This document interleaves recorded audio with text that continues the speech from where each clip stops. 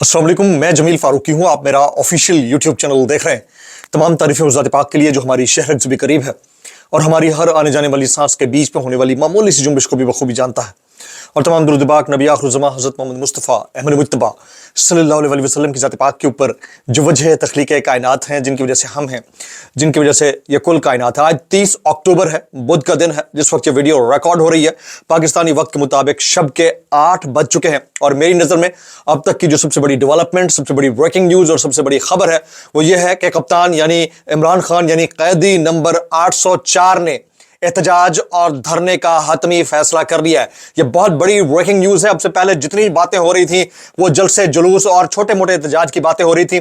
सलमान अकरम राजा साहब से आज उन्होंने मुलाकात की है और इस मुलाकात में उन्होंने हतमी एहतजाज और हतमी धरने की कॉल का फैसला बता दिया है कि यह कब करनी है। उसकी डिटेल्स क्या है, उसकी तफसीलात क्या है, वो तमाम तफसीलात मैं शेयर करूंगा। इसके अलावा शेर अफजल खान मरवत साहब ने भी आज इमरान खान साहब से मुलाकात की है। अलीमा खान साहिबा भी आज एक हेयरिंग के अंदर मौजूद थी अडियाला जेल के अंदर, वो बाहर आई, उन्होंने मीडिया से टॉक की है। वो क्या मीडिया टॉक थी, उसकी डिटेल्स क्या है, वो डिटेल्स मैंने शेयर करनी है। काजी फायज ईसा साहब के साथ जो कुछ मिडिल टेंपल यूनिवर्सिटी के इहाते के अंदर और फिर बाहर हुआ, उसके ऊपर आज हमारी एम्बेसी ने लंदन के अंदर उन अफराद के खिलाफ मुकदमा दर्ज करने का फैसला किया है जिन्होंने ये एहतजाज किया था। उसके ऊपर पाकिस्तान तहरीक इंसाफ का रद्द अमल भी आया है और हमारे मुल्क के जो वफाकी वज़ीर दाखिला हैं उनको आड़े हाथों लिया गया है सोशल मीडिया के ऊपर लोगों की जानिब से। उसकी तफसील क्या है, वो डिटेल्स क्या है, वो डिटेल्स मैं शेयर करूंगा। इसलिए गुजारिश है कि आपने वीडियो को शुरू से आखिर तक देखना है। एक और गुजारिश, अगर आपने चैनल अभी तक नहीं किया सब्सक्राइब तो सब्सक्राइब जरूर कर लीजिएगा।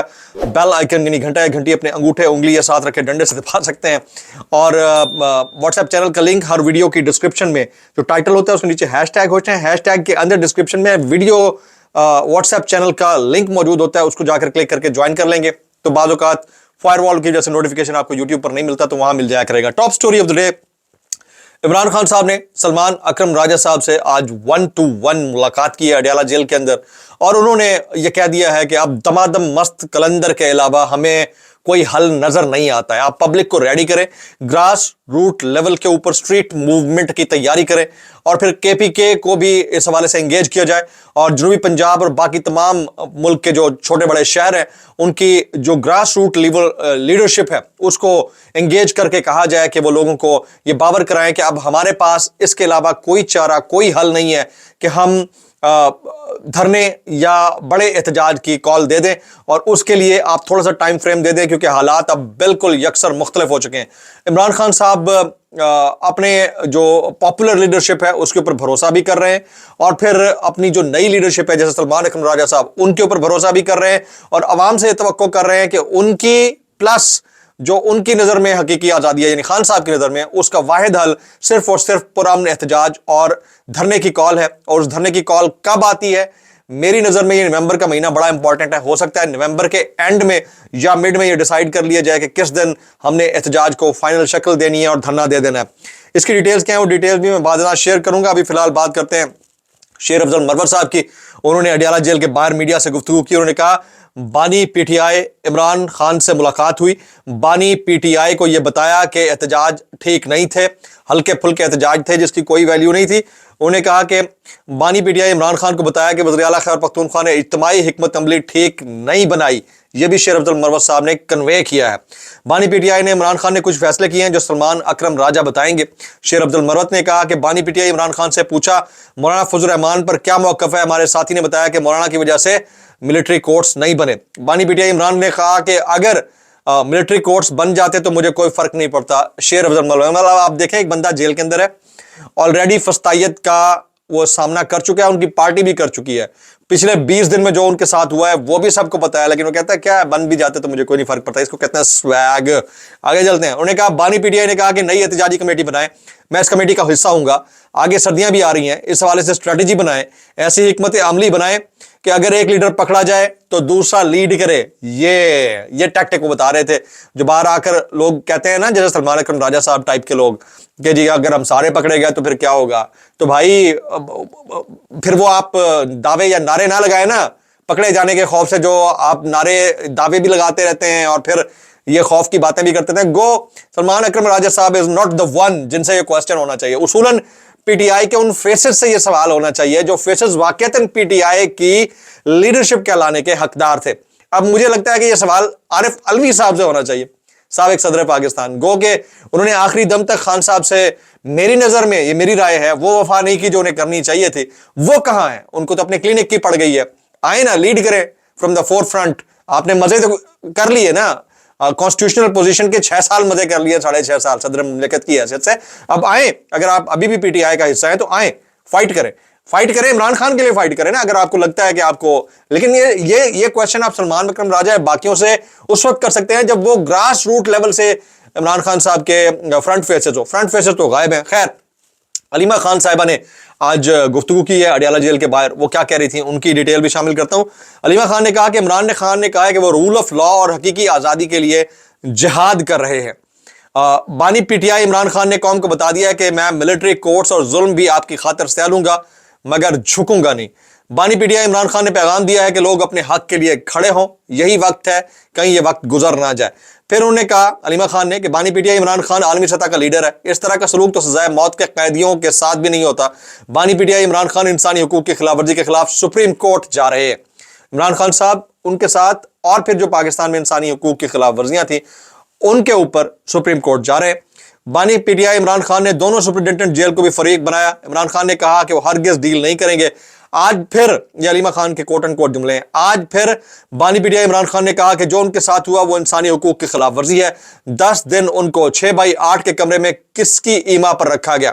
10 दिन तक उनको सिर्फ 1 घंटा बाहर आने के लिए इजाजत दी गई थी। 3 हफ्ते अपनी फैमिली और वोकला से भी नहीं मिलने की इजाजत थी। बानी पीटीआई को नाकिस खाना दिया जाता रहा। अलीमा खान, अच्छा, ये ओवरऑल डिस्कशन है। अब अडियाला जेल के अंदर 190 मिलियन पाउंड केस, यानी अलकादर यूनिवर्सिटी ट्रस्ट केस के तमाम तर मामलात की समाअत हुई। उसके अंदर क्या हुआ उसकी डिटेल मैं शेयर करता हूं। अडियाला जेल में 190 मिलियन पाउंड रेफरेंस पर समाअत। एहतसाब अदालत के जज नासिर जावेद राना ने रेफरेंस पर समाअत की। इमरान खान को कमरे अदालत में पेश किया गया। बुशरा बीबी रेफरेंस की समाअत के लिए अडियाला जेल पेशावर से आई। तफ्तीशी अफसर मियां उमर नदीम पर 33वीं पेशी पर भी जरा मुकम्मल ना हो सकी। अंदाजा कर लें। फिर बुशरा बीबी के वकील उस्मान गिल ने केस के तफ्तीशी अफसर पर जरा की नैब प्रोसिक्यूटर अमजद परवेज ने बुशरा बीबी के वकील उस्मान गिल के गैर जरूरी सवालात पर एतराज उठाया।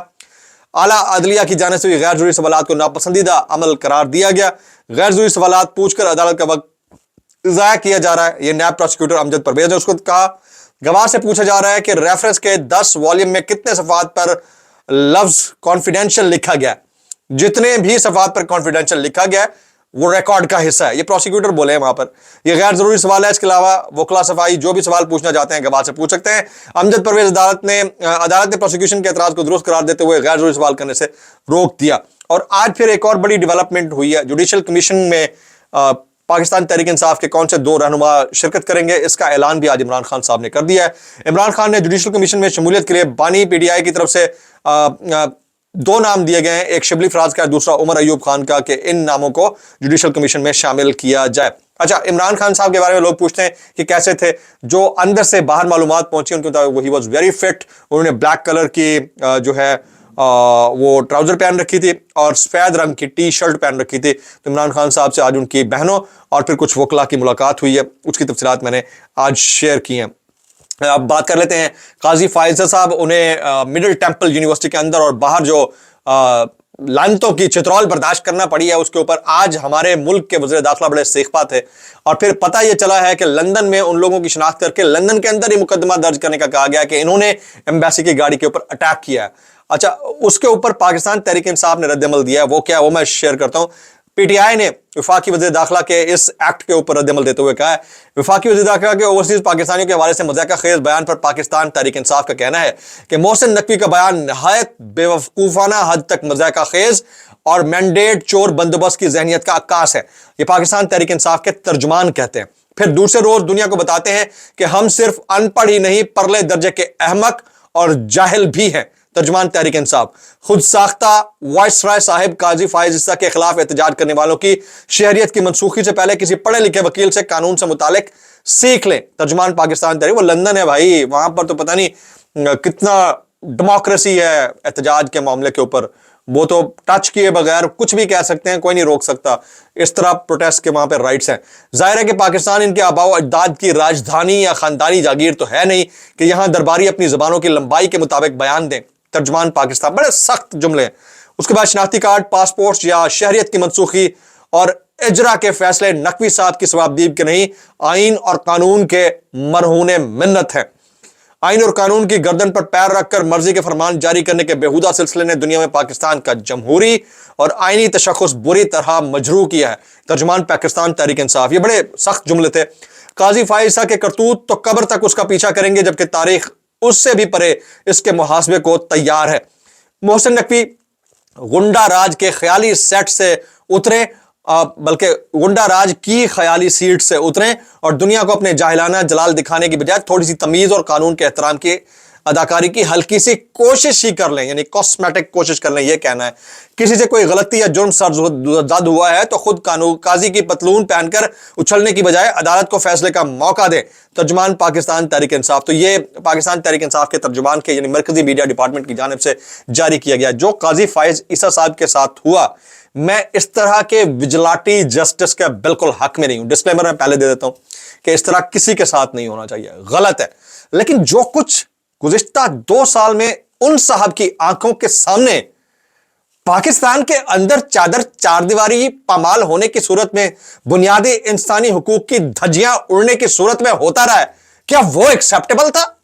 مجھے صرف یہ سوال کرنا ہے ارباب اختیار سے کہ جو کچھ 2 سال کے اندر پاکستان میں ہوتا رہا ہے وہ ایکسیپٹیبل تھا؟ ہم لندن میں ہونے والے ایک واقعے کی ایف آئی آر لندن میں اور پاکستان میں کروانے کے اوپر تلے ہوئے ہیں. کل ایک خاتون بیٹھ کر پریس کانفرنس کر رہی تھی, اس کے اوپر ایک مدد خواہانہ جملہ تک نہیں آیا سرکار کی جانب سے. ہماری ابڈکشنز ہوئی, ہم سب کو جس طرح مار پیٹ اور تشدد کا نشانہ بنایا گیا, نوکریوں سے نکلوایا گیا, اس کے اوپر اس سرکار کے کسی ایک ہرکارے کی جانب سے ایک دفعہ بھی کنڈمنیشن کی بات آئی ہو نہیں آئی ہوگی. تو یہ انتہائی افسوسناک ہے. میں مانتا ہوں جو وہاں پر ہوا وہ بھی نہیں ہونا چاہیے تھا. ان کو اپنے سینئر سٹیزن ہونے کا بڑا وہ ہے گھمنڈ ہے قاضی صاحب کو. ان کو اپنے سینئر سٹیزن, اس کی رسپیکٹ, ماں جی کا کہتی تھی, یہ ساری چیزیں پتہ ہیں ان کو.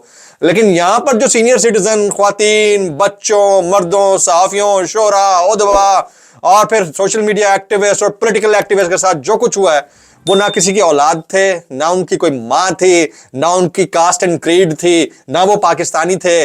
یہ زیادتی ہے جس کے اوپر سے پردہ اٹھنا چاہیے. شاید یہی ایجیٹیشن ہے اور یہی غم اور غصہ ہے پبلک کو, چاہے وہ پاکستانی ملک سے باہر ہوں یا ملک کے اندر ہوں, وہ اس طرح پھر ریاکٹ کرتے ہیں. ولاگ سے اتنا ہی. السلام علیکم ورحمۃ اللہ وبرکاتہ.